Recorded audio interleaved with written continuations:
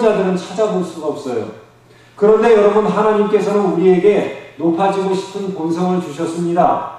여러분 마음에서 높아지고자 하는 욕망이 솟구칠 때마다 스스로 자학할 필요가 없습니다. 그것은 당연한 것입니다. 그건 마치 맛있는 음식이 있으면 먹고 싶은 마음이 드는 것처럼 아주 당연한 것입니다. 그러기에 우리는 이 당연한 우리 존재의 욕구를 어떻게, 어떤 방식으로 채워나갈 것인가에 관심을 쏟아야 합니다. 인류는 바로 이 욕구를 경솔하게 다루다가 그 역사가 패망하는 쓴맛을 보기도 하였고, 또 다시금 못 볼 탁월함의 금자탑을 쌓아가기도 했습니다. 주님께서는 제자들에게 너희 중에 높아지려는 마음이 있는 놈들은 모조리 마귀의 자식이야 라고 말씀하지 않으셨어요.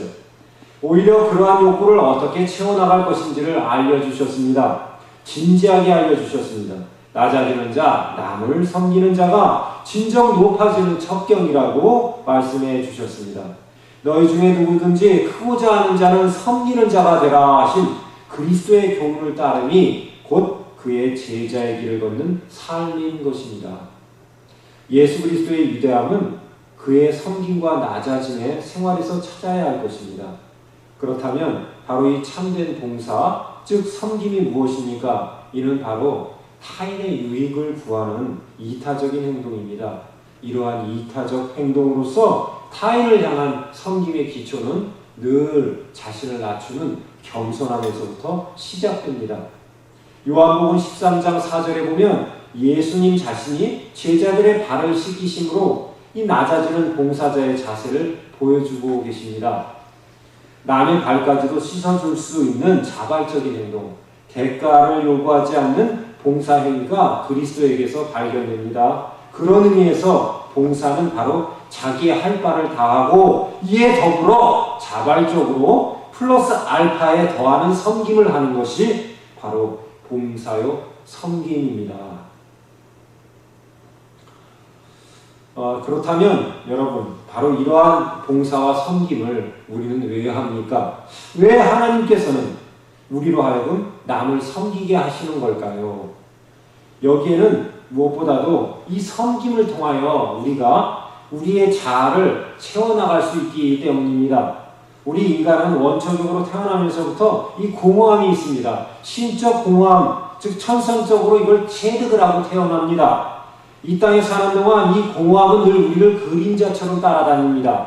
그래서 이 공허함의 근원에 대해서 폴 틸리라는 학자는 이 말하기를 우리가 완전한 에덴에서 부족함 없이 풍요를 누리며 살다가 우리 인간의 죄와 불순종으로 말미암아 우리는 이 세상, 즉 결핍된 세상으로 쫓겨나므로 그때부터 우리 마음속에 이게 각인되어진 공허함이 바로 우리가 느끼는 이 허전한 공허함이라는 것입니다. 바로 이러한 공허함은, 이 공허함을 채워나갈 수 있는 길은 그리스도를 통하여 우리에게 보여진 바로 그분의 낮아짐과 섬김을 본받는 것입니다. 이렇게 함으로써 교과서적으로 말한다면 바로 소위 자아실현이 이루어집니다. 섬김을 통해 나의 생이, 우리의 삶이 충만해집니다. 또한 위대한 사람이란 그래서 이 폭넓게 지배하는 지배의 영향력이 넓은 사람이 아니라 그 영향력은 크기에 있는 것이 아니라 오히려 자신을 섬기는 대상이, 섬김의 범위가 가장 넓은 사람이 바로 가장 큰 사람인 것입니다. 바로 위대한 사람이죠. 이러한 인물로서 우리는 바로 이 땅 가운데 예수 그리스도를 바라보는 것입니다. 바로 그 예수 그리스도는 온 인류를 섬기고 그 인류를 위해 자기 생명을 희생하기까지 하시면서 봉사했습니다. 그러므로 그를 왕 중의 왕이라고 하는 것입니다. 성도 여러분, 봉사와 섬김이야말로 바로 우리의 삶을 풍요하게 해주는 최고의 방편이 됩니다. 그러면 오늘 우리들 자신의 삶의 모습을 돌아보면 어떻습니까? 사람들은 할 수만 있다면 섬김을 받으려고 하고 존경을 받으려고만 하는 게 이 시대 아닙니까? 가장 비참한 사회는 섬김의 정신이 없는 사회입니다. 섬기려는 자가 결핍된 사회, 그 사회는 희망이 없는 사회입니다. 대한민국에는 세계에서 10손가락 안에 들어가는 큰 자동차 회사가 있어요. 그런데 더 놀라운 일은 그 회사가 그 나라의 수도 서울에 공영주차장 하나 기증하지 않았다는 사실입니다. 세계의 다른 여느 자동차 회사들이 감히 상상도 못할 일이라고 합니다. 소위 대한민국 기업의 공익성, 즉 세상을 섬기는 태도는 낙제 점수라고 합니다. 이것이 바로 우리의 조국 대한민국의 현실입니다. 여러분, 이곳 캐나다 사회와 너무 비교가 되지 않습니까? 적은 일에서 큰 일에 이르기까지 섬김을 통하여 자아를 실현하겠다는 의지가 강한 사회가 바로 건강한 사회, 풍요한 사회입니다. 한 번은 알버트 슈바이처 박사가 시카고를 방문한 적이 있었습니다. 그가 탄 기차가 여기에 도착하자 마중 나온 시장, 정치인들, 고급 공무원들 이런 분들이 슈바이처 박사를 영접하기 위해 기차역으로 다가갔습니다. 이때 기차에서 내린 슈바이처 박사는 그 한쪽 편에서 무거운 두 개의 가방을 들고 기차를 타려는 노파를 발견하고는 즉시 그에게 뛰어가 그 짐 두 개를 대신 들고 노파가 탈 자리를 찾아드리고 나서야 다시 그 시장들과 마주 나온 사람들 앞으로 돌아왔다고 합니다. 그러면서 하는 말이 미안합니다. 저는 평소의 습관 때문에 실례를 잠시 했네요 하고 인사했다고 합니다. 즉 이러한 행동이 취재차 나온 기자들에게 큰 감명을 주었으면 말할 나위도 없겠죠. 여러분, 이 섬기는 자, 그가 위대한 인물이요, 그가 그리스도의 제자 자격이 있는 사람입니다. 우리는 바로 이 섬김의 리더십의 자리에 서야 합니다. 또한 더불어서 이 섬김으로 인해서 우리는 책임지는 사회를 이 땅 가운데 세상 속에 이루어냅니다. 발전과 희망이 없는 사람일수록 책임을 전가합니다. 책임을 지려하지 않습니다. 그러나 반면에 자신감이 있고 발전과 희망이 있는 사람일수록 책임을 스스로 지려고 합니다. 범위를 넓혀서 생각하면 이 건실하고 희망 있는 사회가 되려면 책임 있는 사회가 되어야 한다는 말입니다. 이 말은 피차가 서로 간에 책임을 지는 사회가 되어야 한다는 이야기입니다.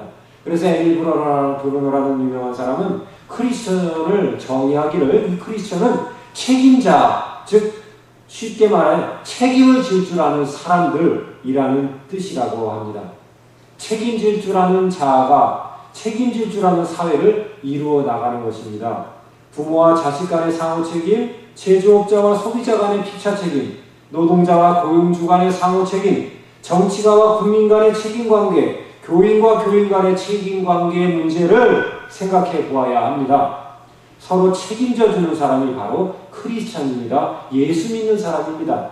서로 함께 더불어 살아가는 방법을 아는 사람이 곧 그리스도인입니다.